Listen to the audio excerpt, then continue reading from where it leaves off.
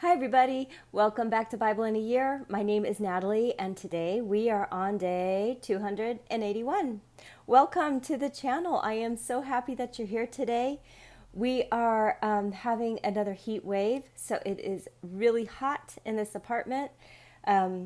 Hopefully, we will get through this reading without being drenched. We are going to be reading out of 1 Kings chapter 19. Ezekiel chapter 36, Hebrews chapter 12, and then we're going to close out the day with Psalm 143, but we're only reading verses 1 through 6 today. So let's hop into 1 Kings chapter 19.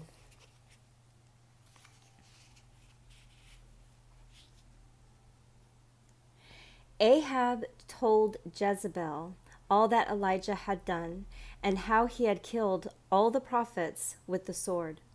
Then Jezebel sent a messenger to Elijah, saying, "So let the gods do to me, and more also, if I don't make your life as the life of one of them by tomorrow about this time." When he saw that, he arose and ran for his life, and came to Beersheba, which belongs to Judah, and left his servant there. But he himself went a day's journey into the wilderness, and came and sat down under the juniper tree. Then he requested for himself that he might die, and said, "It is enough. Now, O Yahweh, take away my life, for I am not better than my fathers." He lay down and he slept under the juniper tree, and behold, an angel touched him and said to him, "Arise and eat." He looked, and behold, there was at his head a cake baked on the coals, and a jar of water. He ate and drank and lay down again. Yahweh's angel came again the second time and touched him and said, "Arise and eat, because the journey is too great for you." He arose and ate and drank, and went in the strength of that food 40 days and 40 nights to Horeb, God's mountain. He came to a cave there and camped there, and behold, Yahweh's word came to him, and he said to him, "What are you doing here, Elijah?" He said, "I have been very jealous for Yahweh, the God of armies, for the children of Israel have forsaken your covenant, thrown down your altars, and killed your prophets with the sword.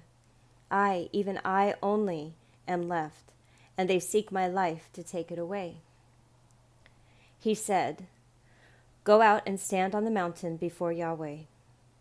Behold, Yahweh passed by, and a great and strong wind tore the mountains and broke in pieces the rocks before Yahweh. But Yahweh was not in the wind.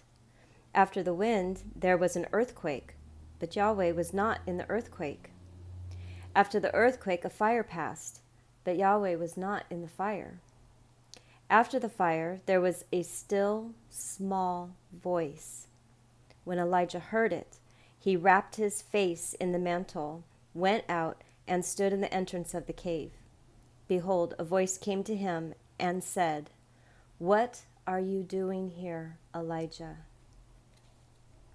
He said, "I have been jealous for Yahweh, the God of armies, for the children of Israel have forsaken your covenant, thrown down your altars, and killed your prophets with the sword. I, even I only, am left, and they seek my life to take it away." Yahweh said to him, "Go return on your way to the wilderness of Damascus. When you arrive, anoint Hazael to be king over Syria. Anoint Jehu, the son of Nimshi, to be king over Israel. And anoint Elisha, the son of Shaphat of Abel-Maholah, to be prophet in your place. He who escapes from the sword of Hazael, Jehu will kill, and he who escapes from the sword of Jehu, Elisha will kill. Yet I reserved 7,000 in Israel, all the knees of which have not bowed to Baal, and every mouth which has not kissed him."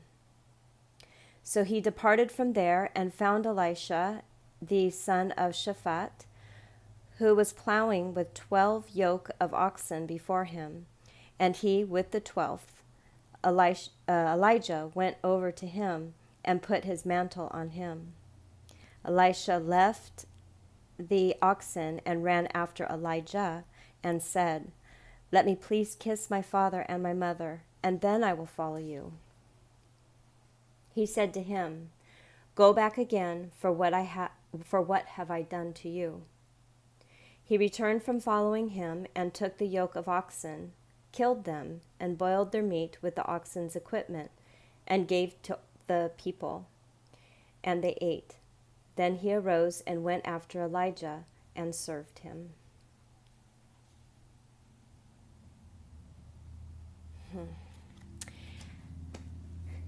Have you ever been so distraught with the things that are going on in this world where you just want to give up? I have. I have many times felt like I do not belong here. I don't get it. I don't get why people are so cruel to each other. I don't get why there's mothers and children that are hungry. I don't get why there's so much suffering, and I just want to give up myself because it's just too painful.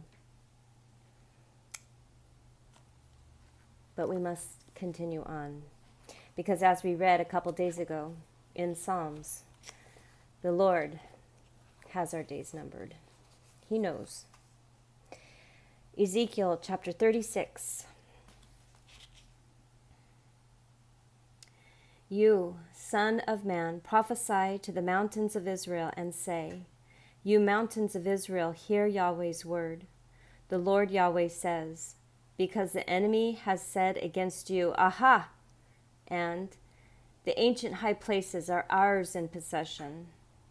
Therefore prophesy and say, 'The Lord Yahweh says, because they have made you desolate and swallowed you up on every side, that you might be a possession to the residue of the nations, and you are taken up in the lips of talkers, and the evil report of the people. Therefore, you mountains of Israel, hear the word of the Lord Yahweh. The Lord Yahweh says to the mountains and to the hills, to the watercourses and to the valleys, to the desolate wastes, and to the cities that are forsaken, which have become a prey and derision to the residue of the nations that are all around. Therefore the Lord Yahweh says, surely in the fire of my jealousy I have spoken against the residue of the nations, and against all Edom, that have appointed my land to themselves for a possession, with the joy of all their heart, with despite of soul, to cast it out for a prey. Therefore prophesy concerning the land of Israel, and tell the mountains, the hills, the watercourses, and the valleys, the Lord Yahweh says, behold, I have spoken in my jealousy and in my wrath, because you have borne the shame of the nations. Therefore the Lord Yahweh says, I have sworn, surely the nations that are around you will bear their shame. But you, mountains of Israel, you shall shoot out your branches and yield your fruit to my people Israel, for they are at hand to come. For behold, I am for you, and I will come to you, and you will be tilled and sown. I will multiply men on you, all the house of Israel, even all of it. The cities will be inhabited, and the waste places will be built. I will multiply man and animal on you. They will increase and be fruitful. I will cause you to be inhabited as you were before, and you will do better than at your beginnings. Then you will know that I am Yahweh. Yes, I will cause men to walk on you, even my people Israel. They will possess you, and you will be their inheritance, and you will never again bereave them of their children. The Lord Yahweh says, because they say to you, you are a devourer of men, and have been a bereaver of your nation, Therefore you shall devour men no more, and not bereave your nation any more, says the Lord Yahweh. I won't let you hear the shame of the nations any more.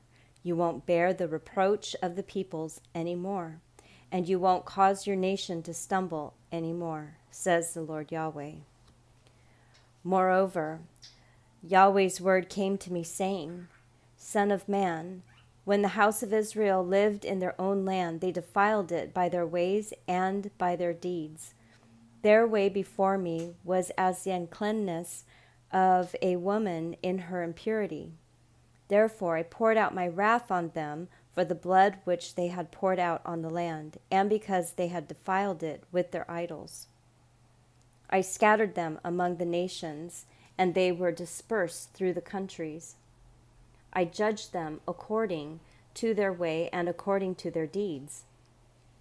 When they came to the nations where they went, they profaned my holy name, in that men said of them, These are Yahweh's people, and have left his land. But I had respect for my holy name, which the house of Israel had profaned among the nations where they went. Therefore, tell the house of Israel, the Lord Yahweh says, I don't do this for your sake, house of Israel, but for my holy name, which you have profaned among the nations where you went.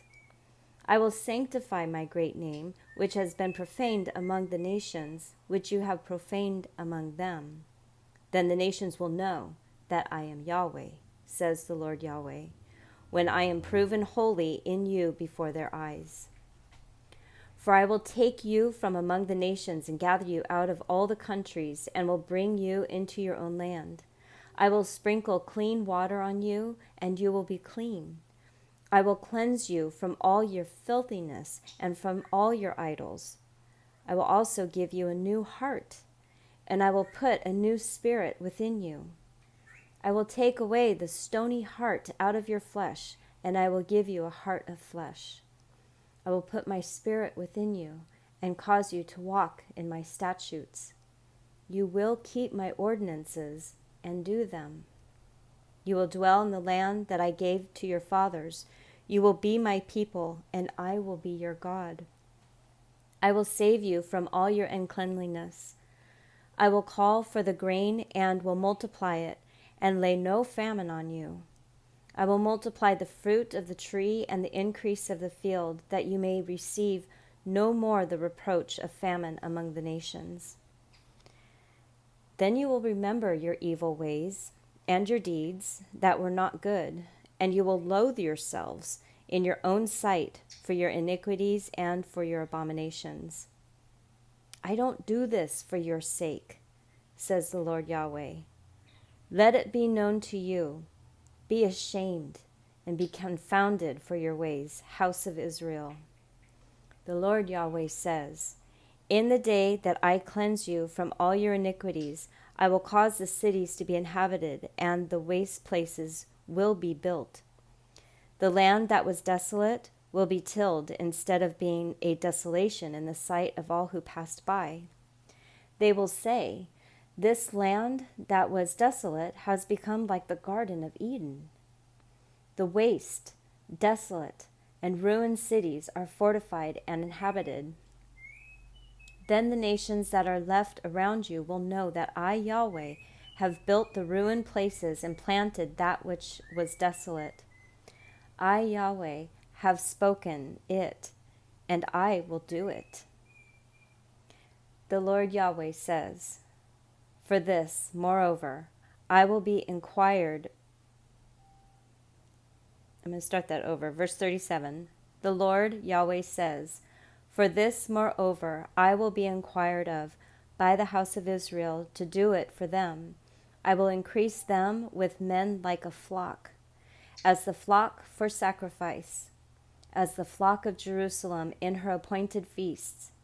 So the waste cities will be filled with flocks of men. Then they will know that I am Yahweh.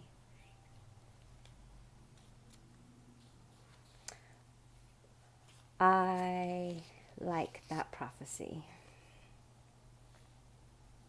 All right, Hebrews chapter 12. Ezekiel has been really heavy with the prophesying of everything that God is going to do to all the surrounding places. And we always end in just destruction. It has been so hard for me to get through Ezekiel. And this last chapter, just the hope for Israel. That was nice to end on. All right. Hebrews chapter 12.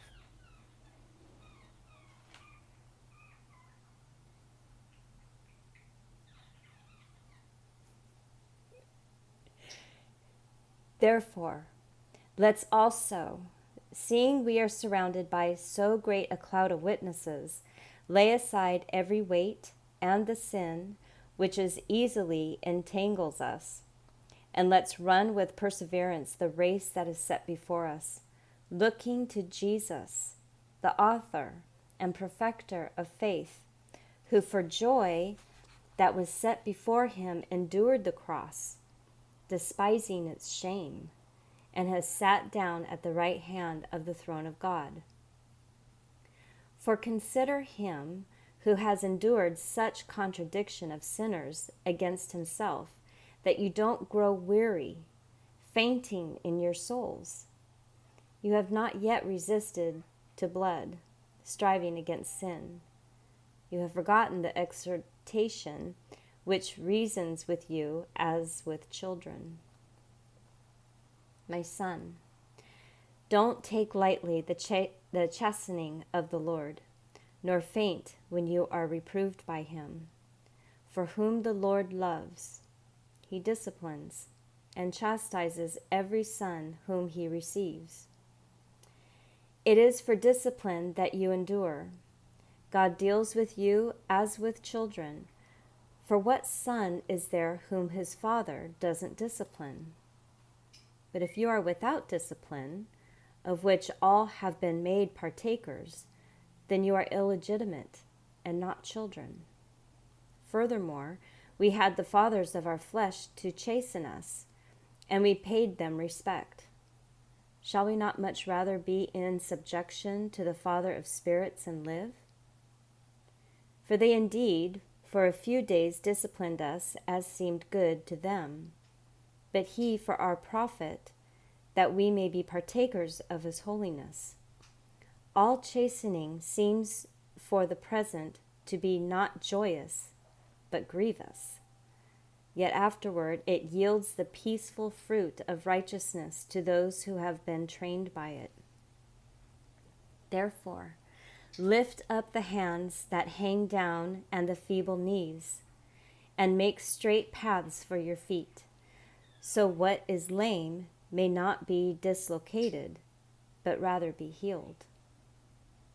Follow after peace with all men and the sanctification without which no man will see the Lord, looking carefully lest there be any man who falls short of the grace of God, lest any root of bitterness springing up trouble you and many be defiled by it, lest there be any sexually immoral persons or profane persons like Esau, who sold his birthright for one meal.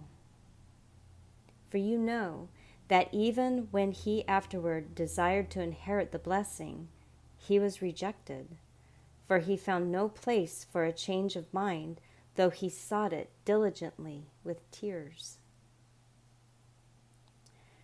For you have not come to a mountain that might be touched, and that burned with fire, and to blackness, darkness, storm, the sound of a trumpet, and the voice of words, which those who heard it begged that not one more word should be spoken to them, for they could not stand that which was commanded.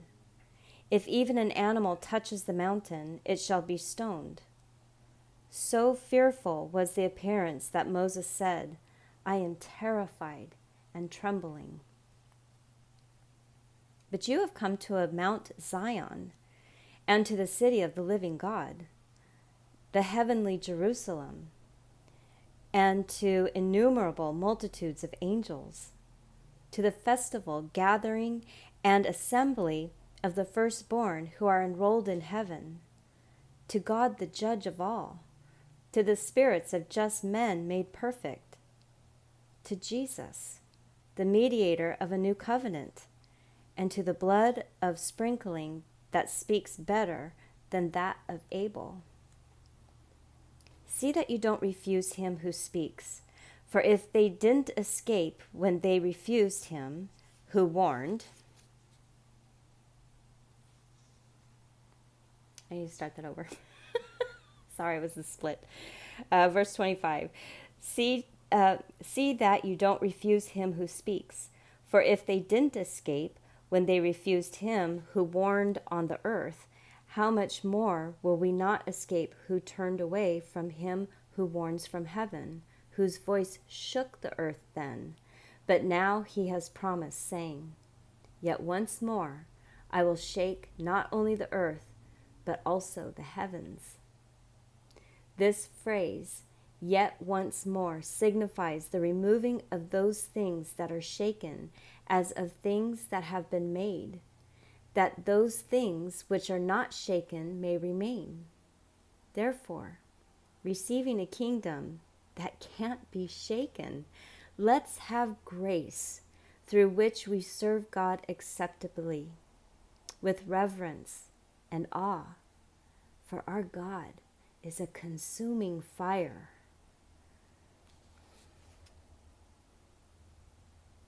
Let's have grace through which we serve God acceptably.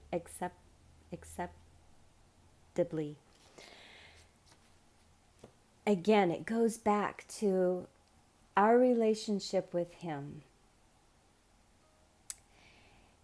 If we are in relationship with him, I personally believe we can live this life moving through grace and living acceptably, because we are friends and children of God, and we have that relationship with him. We can recognize his agape love, and while it is impossible, I think, to give that agape love here on earth, we do recognize it. We do recognize being forgiven, and we can offer that forgiveness to people. We can offer that empathy to people. We can offer the understanding to people. We can offer quietness and listening to people. We can offer non-judgmental communication to people. When we are in relationship with God, we can move through this life with grace. But it's so important to have that relationship with him, because we cannot do it on our own. I know that's a fact. Psalm 143, verses 1 through 6.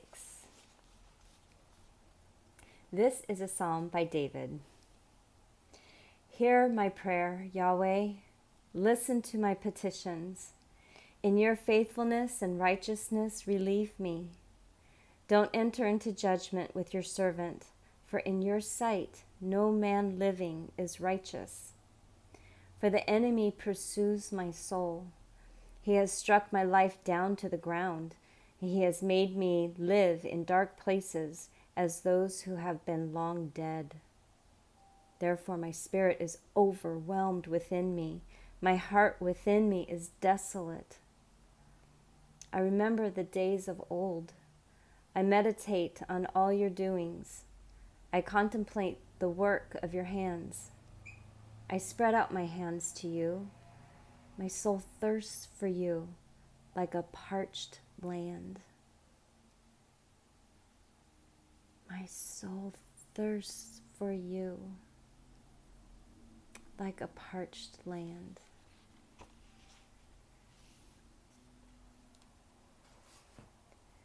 Have you seen I don't know, I'm sure you've seen on the news all the droughts that have been going on. I've been living in it in the state that I'm from, in the parched land, and just it's so dry and dusty and everything is brown, and you've got the tumbleweeds and there's no green, there's no flowers. It's just parched. And how David describes his soul. He's not describing his heart. He's not describing, his thoughts. Let me double check. It was his soul, correct? My soul thirsts for you like a parched land. And I've been there. And I don't want to point fingers. I don't want to say, all you with parched souls. I have been there, and I'm pretty sure I'm not alone, where my soul is just dry and filled with tumbleweeds and not a flower to be found and dusty. Where are you, Yahweh? Where are you? And the key is to not give up in that prayer. Do not give up in your reaching for Him, because He hears you. And He's got that agape love waiting for you. So, anyways, thank you for stopping by. Please come on back for tomorrow, which is going to be day 282. Have the most fantastic day today, and I will see you tomorrow. Bye.